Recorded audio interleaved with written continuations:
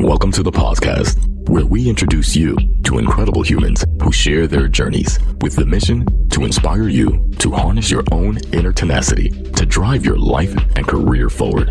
And now, your host, Adam Posner.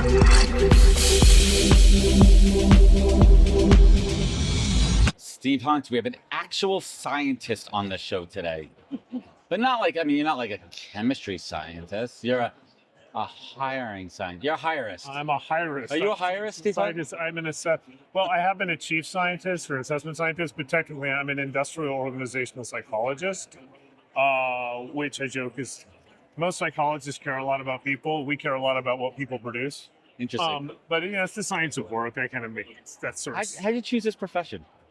I started out as a computer programmer. My undergrad degree is applied mathematics. I wasn't a very good computer programmer, but I was fascinated. You knew your weakness early. Yeah, and I worked with an IO psychologist, and I it's a long story, but part of it is I encountered really incompetent management. I was like, surely there's a better way to manage people.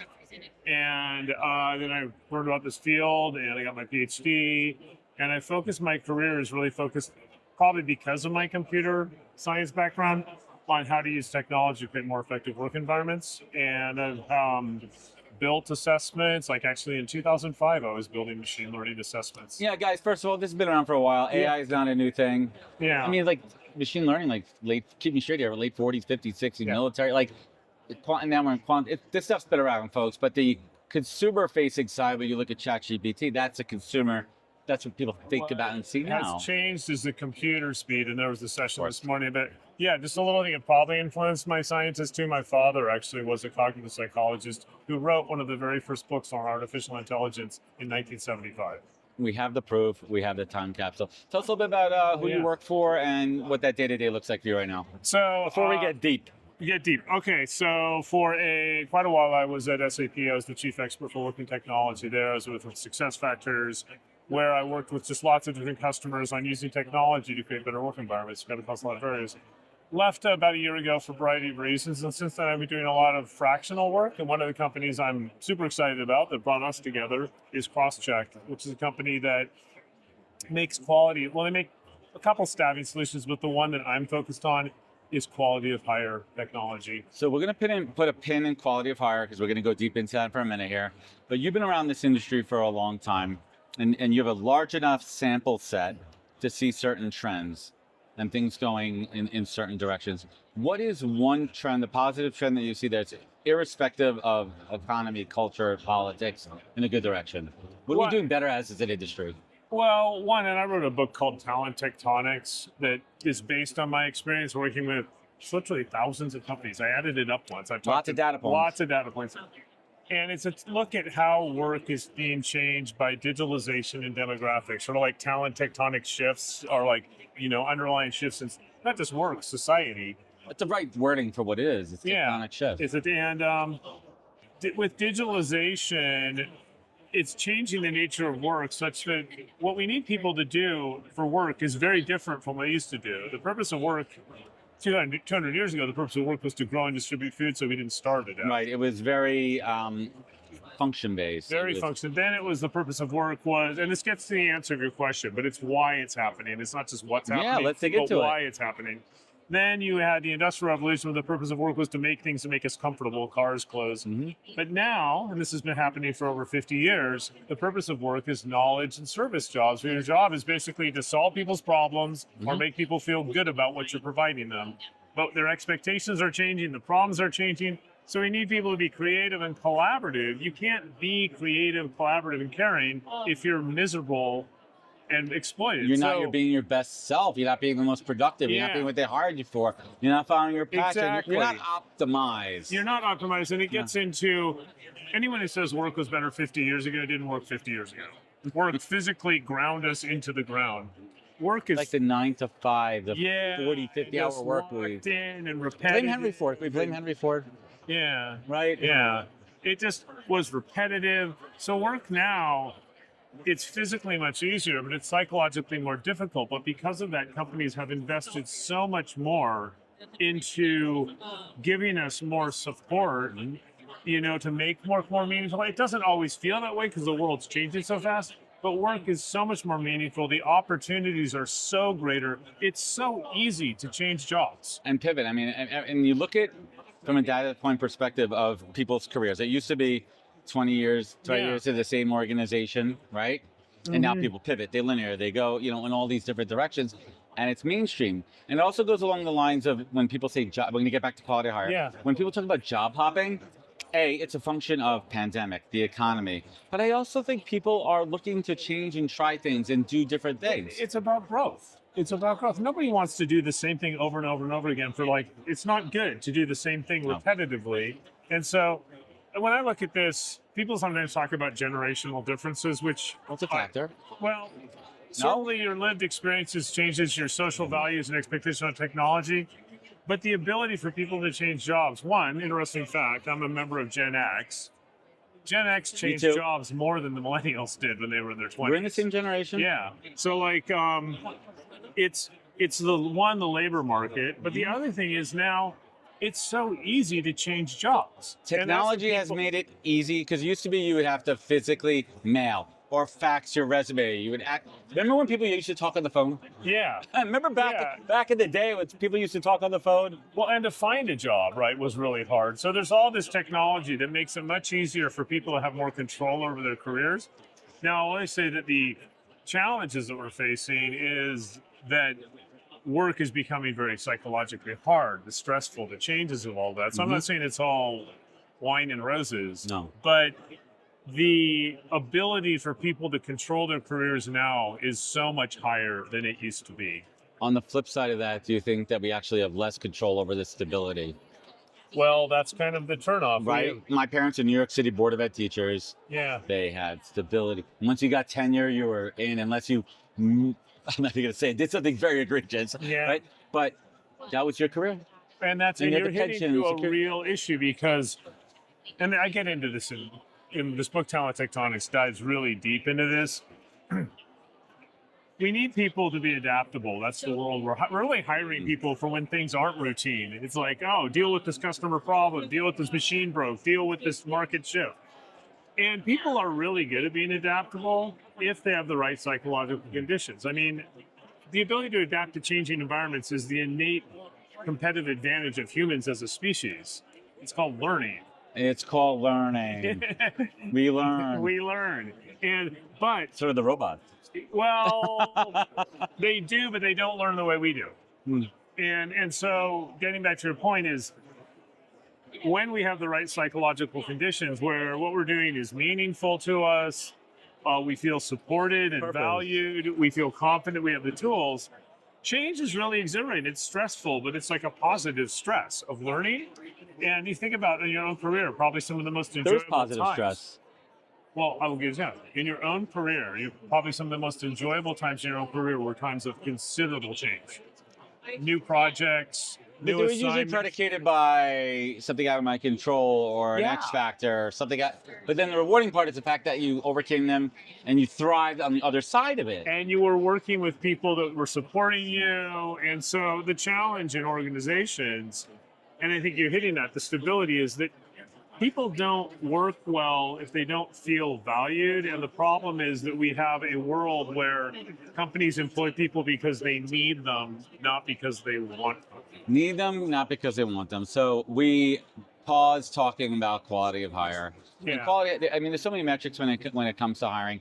The one that has to go, which is the worst one in my opinion, is time to fill, because there's too many X factors there. Now, open to hire is important because that really tells you, hey, listen, why the hell aren't we filling this role? What is wrong? And you can look at it. Quality of hire. What are the elements? And we're talking broad stroke because each job, each industry, each vertical is different. But let's break down quality of hire. What is it and what isn't? What isn't it? Okay. Well, first of all, quality of hire is not a new concept, but it's historically been very hard to measure. What quality of hire is really about is it's the value that an employee contributes to the company after they've been put in a new role. And it can be internal hires too. It's moving around. And when I talk about quality of hire, I always start by using an analogy because it's not about evaluating the employee. That's part of it. But there's a fable about a grandmother and a grandchild are walking through a field and they come across a turtle on a fence post. And the grandchild goes, "Look at that stupid turtle. It's going to fall off the fence post." And the grandmother says, "If you see a turtle on a fence post, someone put it there. Do not blame that poor turtle for its predicament." The turtles can't jump. Blame the cruel fool who put the turtle on the fence post. Not the turtle's fault. Yeah, that's quality of hire. If an employee fails in the first year, yeah, I'm not saying the employee doesn't have any responsibility, but don't blame the employee. It has to do with how you sourced them, how the job's designed, the onboarding. And so the challenge of quality of hire is it's the most important decision you ever make about someone is the decision to hire them. Hey everyone, we'll jump right back into the conversation, but first let's talk about a game changer in hiring, Greenhouse. Greenhouse is the leading hiring platform that helps companies get measurably better at hiring. Because when it comes to building great teams, every hire should be the right hire. With Greenhouse, you don't just fill roles, you transform your hiring with a structured process that ensures fairness, removes bias, and enables data-driven decisions. AI-powered workflows in Greenhouse streamline every step from sourcing top talent to personalizing the candidate experience, allowing recruiters to focus on strategic, high-impact hiring that drives real business outcomes. The result? A faster, more efficient process that turns talent into a true competitive advantage. Over 7,500 companies, including HubSpot, Duolingo, Gong, JD Power, and Scout24, trust Greenhouse to optimize their hiring process and take candidates from talented prospects to top performers. And it's not just the best hiring platform, it's also a great place to work. Greenhouse has been recognized by Fortune, Inc. magazine, Glassdoor, Forbes, and more as a top workplace. Want to hire better, faster, and more fairly? Visit greenhouse.com today and get ready to hire for what's next. All right, back to the show. But at what point do you evaluate the quality of hire where you're letting someone onboard properly, they're having enough time to ramp up into the organization, and then how do you factor in the quality of employee into the quality of hire? Specialized technology for it. And what is that specialized technology? Well, now let me define because in psychology, going back to being a scientist, there's something called the criterion problem in industrial organizational psychology, which is all of these AI tools that are being built now, learning tools, they're all designed to predict what people do after they're hired. But 99% of them are all pre-hire data going back to your time to fill, matching. Right. We don't hire people to have job descriptions that match resumes. We hire them for what they're doing after they're hired. Because isn't hiring just a educated guess at a gamble? No, there's a real science to it. I mean, going back, I've built assessments. People are depressingly predictable. I am depressingly predictable. We are all depressingly predictable. Hopefully I'm entertainingly predictable. Right. But I think if I take base, when you look at quality of hire, the first thing is it's a very complicated concept. It's like if I asked you, did you have a good meal last night? You could probably answer pretty quickly yes or no. Yes. But if then I asked why, you might go, well, the food was good, the service was terrible, the price. There's all these complex factors that go into it. And they're also, it's like, it doesn't matter how good the food was, if the service was terrible, there's thresholds. So when you look at quality of hire, it's really 4 different things. It's 1, tenure and how long did they stick around. But we don't hire people just to stick around. Then it's performance, which is like enroll. Do they meet, do they show up to work on time? Right. Do they do basic work? Where are they performing? But then you get to exceeding, which is different. What I call extra role performance. Because the reason you treat them differently is in some jobs, the things that drive extra role performance actually drive turnover. High need for achievement, high desire. So do you want a stable employee that lasts a long time, and it's going to vary based on the job? Right, and where expectations set with that employee before you hired them that this is going to be a high demand role, and do they have the traits and experience to deliver at that level? Exactly. So you have, and then the 4th one is self-development. Do they want to move to other roles? So if you look at these 4 things, all of them matter, but they matter differently in different jobs. Just like when you go to a restaurant, sometimes you want cheap, sometimes you want great service, right? And so this data exists in companies, but it's all over the place. I don't want to say. How do we bring it all together? How do we package it up? Yeah, how you put it. Well, one, I say quality hire is not asking managers if this is a good hire. That's like a tiny, tiny, tiny segment of it. And yes, you could quantify it for certain roles. It's easy in a sales role. This person is binary, selling or not selling. Yeah. But then there's roles where it's subjective, and what are the data points they're using to say is this a good hire? And even in sales, it's going to be different because it's like, do they support their teammates or not? There's other things you might look at. But so the technology does is it pulls data in from all sorts of different things. It's CRM, ATS, all kinds of places. And then it interprets it. It allows you to control it based on the job, have different thresholds, simplify it so you can feed it back to recruiters and hiring managers. But also it gives you tremendous insight into what's affecting it. So like we've had companies that have found that they were using a selection test that negatively predicted performance. We're training, like certain managers should never be allowed to onboard anyone. That the way you've designed your schedule, of course they're quitting. Once you have this data, you can use it in a zillion different ways, but it's having the data that is so key. How are you personally utilizing I can only imagine you're just like, fuck yes, AI is great for what I do, right? Like I can only imagine when you're working with such heavy data sets, the ability to have tools with machine learning at the level that we're at right now and where it's going, the exponential rate of improvement right now, like how do you keep this rocket ship straight? Well, the AI is really exciting because it gives the machine learning to train on what we actually care about. Again, going back to I used to build machine learning. In 2005, I built machine learning technology for high volume early staffing. And the biggest challenge we had was one, the computers were so slow. But the other one is companies didn't measure post-hire criteria. But when we got it, we learned fascinating things about, what you thought was really important for sales actually wasn't. It was this other thing you should be hiring. Wasn't that only half the equation? Like if you're only hiring up to the hire, like you need the post-hire data. Right, that's what we had. We would get that. When we got that post-hire data, it was amazing what you could learn, but companies historically haven't got it. So I think the challenge with quality of hire is, it's not a new challenge, but people almost in recruiting gave up on it. But we've reached a point, largely because of cloud technology and all those other things, that we can start really measuring it. And I'm really excited about it because not just for companies, nothing good comes from putting a person into a job that they're unwilling, unable, or don't want to perform. If you're not setting somebody up for success, everyone is going to fail. Yeah, and you wasted time and money, and overall, the company is losing profit. Let's call it what it is. And it forces recruiters to up their game in a positive way, onboarding up their game, Shenanigans. and job design. Yeah. To say, look, if you're designing jobs that people don't want to do, it becomes apparent. Maybe you have to rethink your whole strategy there. Yeah. So let's leave us with right.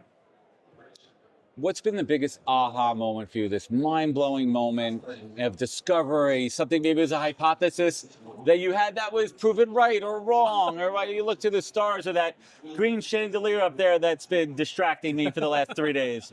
What is that aha moment for you that you're excited about right now? Right now, I've got to think about this for a second. Yeah. I can tell you aha moments in my career. Please give us a couple. Well, like an aha moment in my career, like talent management, evaluation of whether it's hiring or performance management, realizing it is a subjective social judgment. Measures should influence it, but as soon as you accept the fact that if the CEO thinks somebody is a superstar, they're a superstar. Yeah, I guess Steve's a superstar because Bob and Mary said so. Yeah, even if you can try to argue it. I think so. That was one real reframing that there is a lot of inherent social judgment in the world of talent management, and we should embrace and shape that, but don't try to just analyze it away. But I think the stuff that I'm really excited about. I'm really excited about the way my whole focus is on using technology to improve work. The explosion of creativity, like in this conference. Companies, I use Greenhouse as an example. Well, let's please use Greenhouse as an example. We need more alternative tools for candidate management, and so many of the stuff that companies use are just legacy artifact solutions that are just sort of stuck around because they've always had it. It's time for change. It's time for and it's happening. You look in this conference, there's so much great stuff, and I would encourage anyone in the field. Our understanding of technology enables and constrains our imagination of how we could work. If you haven't changed your recruiting processes or talent management processes in the last 5 years, you don't realize what's possible. Exactly. what is possible. Stephen, I want to thank you so much for joining us here on the podcast. Where can folks find you? Where can they connect? Where can they learn more? Best place is probably LinkedIn, Stephen T. Hunt, PhD. That's my website as well. Our Talent Tectonics is the book that I wrote. And We're coming gonna link out it all soon, The Quality of Hire, the book on quality of hire with Mike Fitzsimmons, is coming out in like 2 weeks. The quintessential guide to quality of hire. It is a fascinating tale of quality of hire. Steve Hunt's on the podcast. Thank you so much. Thank you. Awesome. Wisdom is forever, but for us, it's time to go. Thank you for joining us. Luckily, we'll be back with our next episode soon, jam-packed with more incredible humans. Thank you for listening, subscribing, and sharing. To join the conversation, search the podcast on LinkedIn. And to catch up on past episodes and more info, please visit www.thepodcast.com.